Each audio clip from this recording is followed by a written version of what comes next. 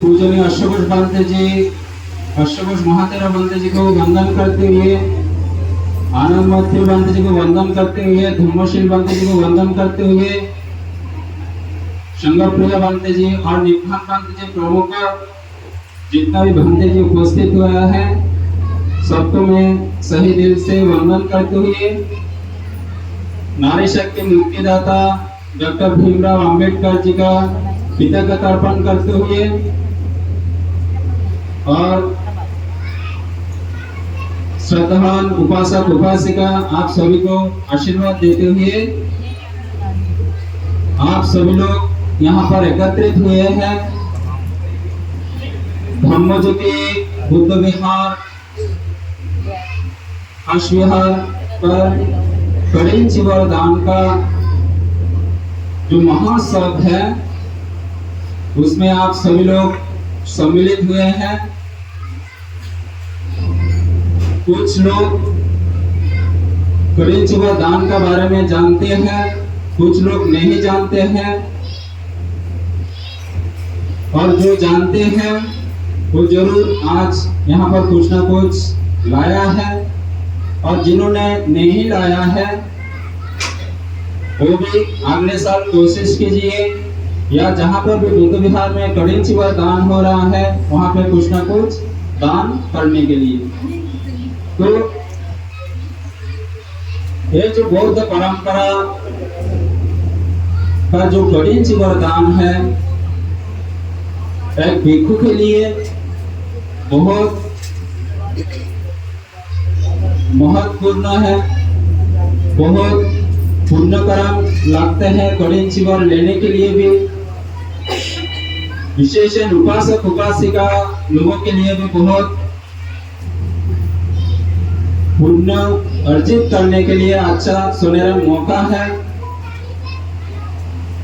अगर हम देखें तो जैसा हम बौद्ध परंपरा में बिलोंग करते हैं कि हम जब बचपन में बुद्ध विहार जाते थे तो हम हमेशा यही सोचते हैं कि कब कड़ीन चिवर दान आएंगे या कब पवारना जो पूर्णिमा होते हैं वो कब आएंगे।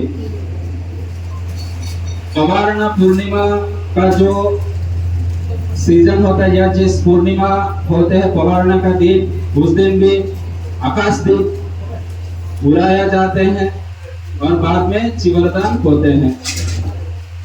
जैसे उपासिका आसाम से आए हैं उनको पता है कि बौद्ध परंपरा में आषाढ़ी पूर्णिमा से लेकर अश्विनी पूर्णिमा तक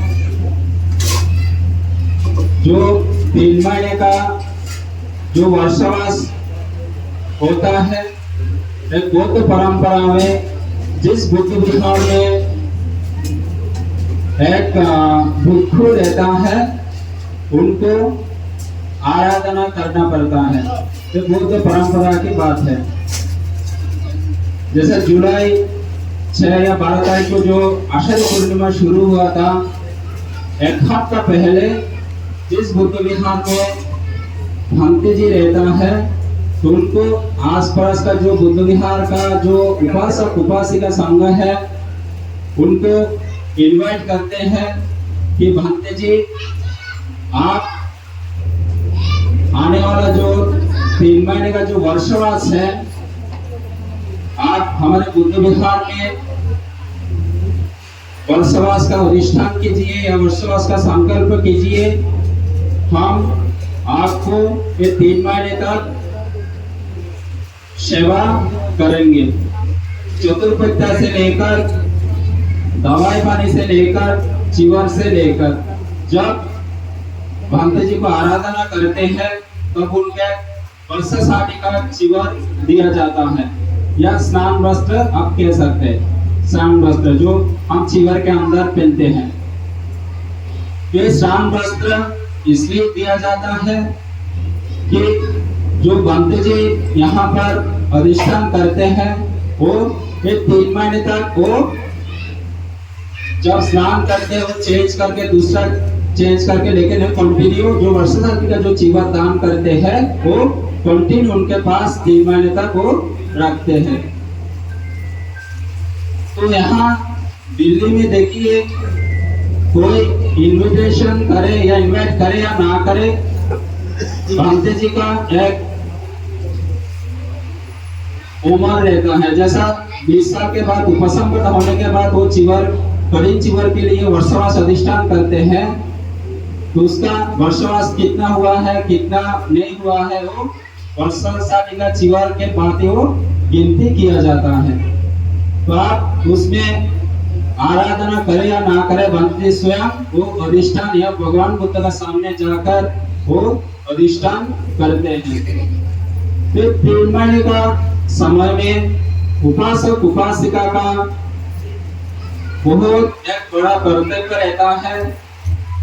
हमारे बिहार में जो गांधी जी है, हम उनको 3 महीने तक भोजन से लेकर दवा पानी से लेकर हम उनको सेवा करेंगे। और गांधी जी 3 महीने तक शील समाधि प्रज्ञा का अनुशीलन करते हुए उपासक उपासिका को धम्म का प्रचार या धम्म देशना करते हैं। जब कोई सुबह शाम बुद्ध विहार आते हैं, उनको कुछ ना कुछ धर्म का बारे में ज्ञान देते हैं, क्योंकि ये 3 महीने तक उपासक उपासिका के लिए धम्म का ज्ञान लाभ करने के लिए अच्छा मौका है।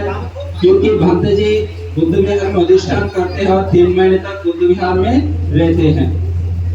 अगर कोई अनुष्ठान होता है, धार्मिक अनुष्ठान होते हैं या परित्राण पाठ होते हैं, वहां जाकर दोबारा लौट के आते हैं। इसलिए उपासक उपासिका का बहुत सुनहरा मौका है 3 महीने तक धम्म श्रवण करने के लिए। जब 3 महीने के बाद जब अश्विनी पूर्णिमा आते हैं, जैसे मैंने पहले बताया पवारणा, फिर 3 महीने तक पूजनीय भिक्षु संघ जो भी कार्य करते हैं, पवारणा का दिन एक दूसरे भंते जी के सामने क्षमा याचना करते हैं कि भंते जी मेरा द्वारा अगर कुछ 3 महीने तक मन वचन और कर्म से अगर कुछ गलती हुए हो तो मुझे क्षमा कीजिए।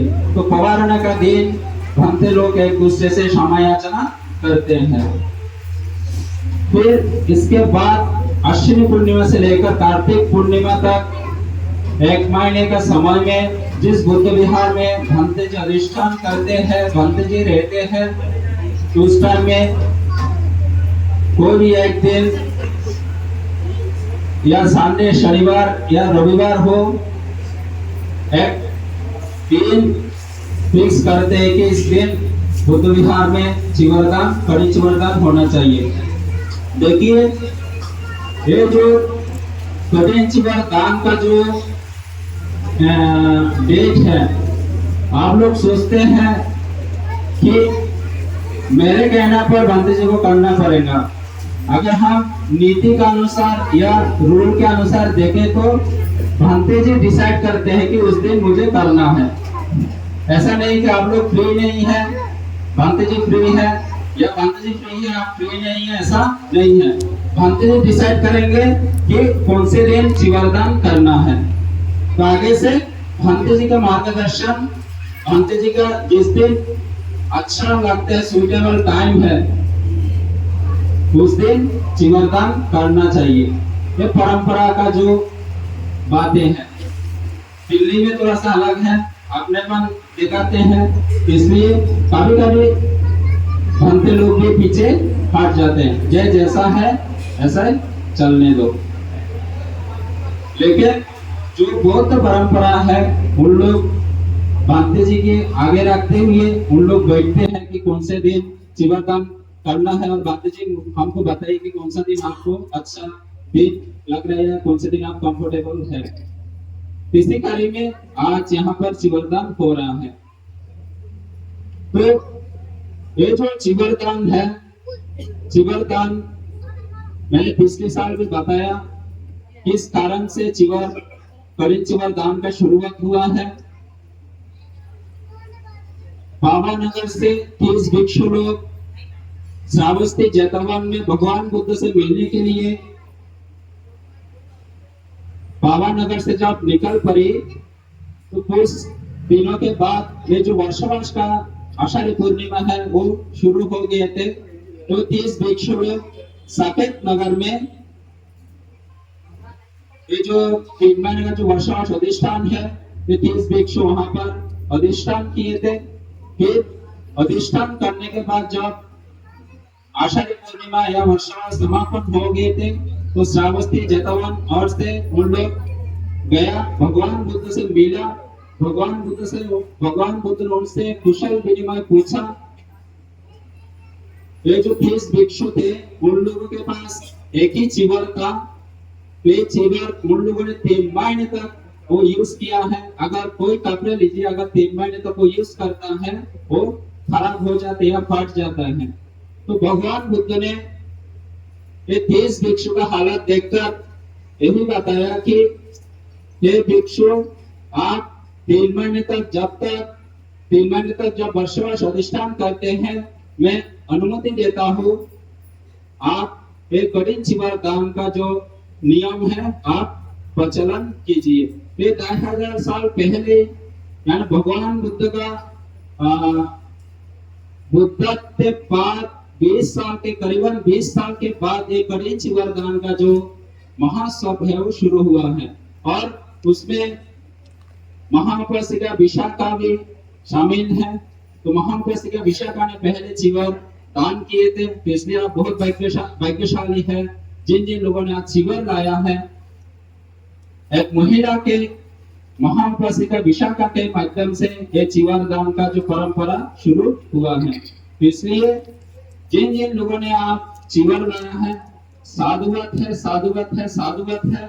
और जिन जिन लोगों ने चिवर भी नहीं लाया है, आपका मौका है। यहाँ पे अगर कुछ सफाई करना है या भोजन परोसना है भक्त जी लोगों का, या कुछ ना कुछ आप दान कर सकते हैं, इसका फल ज्यादा है।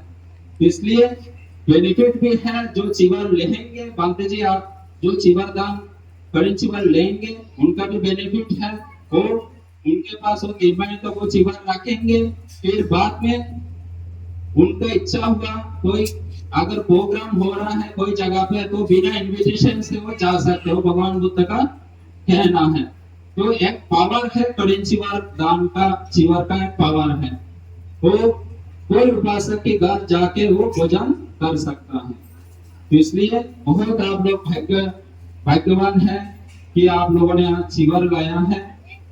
और इसका जो कठिन चिवर दान का जो लाभ बोलते हैं, भगवान बुद्ध ने नागित स्तवित में बताया कि है नागित स्तवित, आप बताइए कि ये कठिन चिवर दान का जो फल है क्या है। तो उन्होंने 20 से 30 गाथा उच्चारण किए थे। तो उसमें उन्होंने एक हिंदी में अगर हम बताएं तो वो बोलते कि हे भगवान बुद्ध, मैंने कहीं जन्म में कठिन चिवर दान किया था, तो मुझे कभी दुख किया है, परेशान किया है, मुझे कभी महसूस नहीं हुआ। और मैंने और कहीं जन्म में अशोक सम्राट जैसा, चक्रवर्ती सम्राट जैसा मुझे राजपुत्र होकर जन्म लेने के लिए मौका मिला है। यानी कठिन चिवर दान जो करते हैं उसका जीवन में कभी दुर्गति का सामना नहीं करना पड़ता है। ये भगवान बुद्ध का समय में नागित स्तवीर का कहना है। इसलिए आप सभी लोग जिन जिन लोगों ने चिवर लाया है, साधुवाद है, साधुवाद है, साधुवाद है। क्योंकि ये मौका 11 महीने के बाद मिलते हैं। तो 11 महीने के बाद इस शास्त्र में कौन है कौन नहीं है, अपने अपने कर्म के ऊपर उम्र ये दुनिया में लाते हैं। कोई रहेंगे कोई नहीं रहेंगे, या हम रहेंगे या भंते जी रहेंगे, या यहाँ पे जितना भंते जी देख रहा है वो भी रह सकते हैं, नहीं भी रह सकता है। इसलिए आप सभी लोग बहुत भाग्यवान है, चिवर लाया है जो भी यहाँ पे दान करने के लिए। और जिन जिन लोगों ने चिवर भी नहीं लाया है, आप जरूर कुछ ना कुछ भंते जी लोगों को दान करके जाइए। क्योंकि आज का दान जो है वो, तो इसलिए 11 महीने तक आप जो कोई भी दान करता है करके आया है उससे भी ज्यादा श्रेष्ठ है आज का दान। ये भगवान बुद्ध का कहना है। इसलिए जितने भी उपासक उपासिका आप आए हैं तो आप जरूर कुछ ना कुछ भांते जी को दान करके जाइए। तो मैं सभी को फिर से आशीर्वाद देता हूँ। और एक बात है, जिन जिन लोगों ने 3 महीने तक उपवास धारण किया है, अपने जीवन में अपने शरीर को निर्मल बनाया है, उनको भी हम महा आशीर्वाद देते हैं, मंगल मैत्री देते हैं। आपने अपने जीवन में 3 महीने तक धर्म के लिए अपना जीवन समर्पण किया है। और जिन जिन लोगों ने उपवास धारण नहीं किया है, अगले साल आप जरूर कोशिश कीजिए 3 महीने में 12 या 13 उपवास आते हैं तो वहां से 1, 2 या 5 उपवास धारण करके अपना जो मन है वो निर्मल कीजिए। तो सभी को मंगल कामनाएं।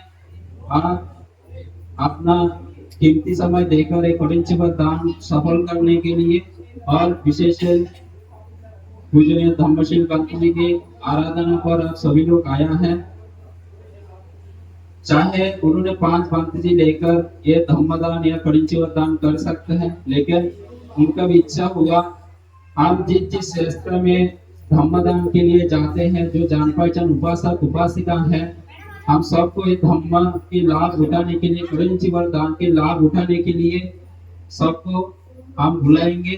क्योंकि इसमें जैसा पंत जी ने पहला बताया, एक मोमबत्ती से 5 दिया जल गया।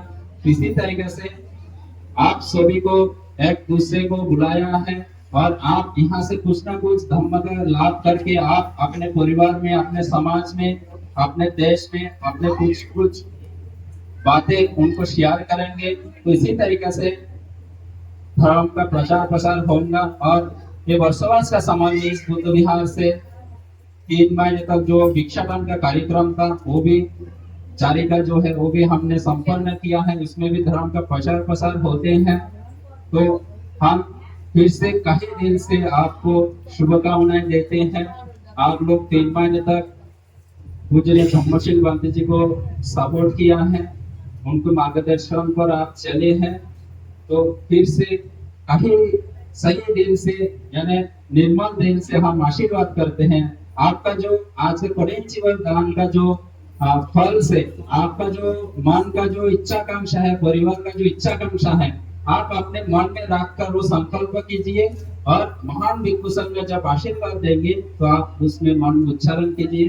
तो हमको लगता है आपका कर्म धर्म और जो भी है आपके साथ देंगे। सभी को जय माता। समाधान क्यों शुरू करना है। नमो